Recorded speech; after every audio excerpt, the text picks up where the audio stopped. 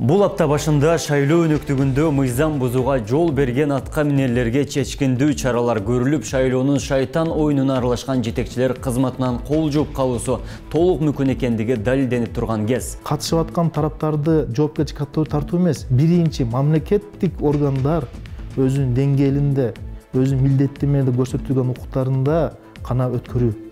Себеп не дегенде дагы башына кайталып кеткен нерсе, азыркы шайлоонун эң негизги багыты шайлоочулардын укугун сактап берүү. Айып пулга жыгылып атат, кээркилер уже айтканда эскертүүлөрдү алып атат.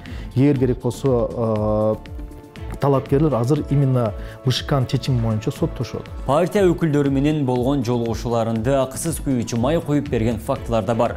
Коомчулук бул саясий чечимдер алдыдагы өнөктүктүн адилеттүү өтүшүнө шарт түзөрүн билдирип, мыйзамсыз аракет үчүн саясий партияларды шайлоодон четтетүү талабын коюп келүүдө. Жалпысынан ал жерге 48 автоунаага май куйгандыгы аныкталган да, бүгүнкү күндө тергөө бүтө эле.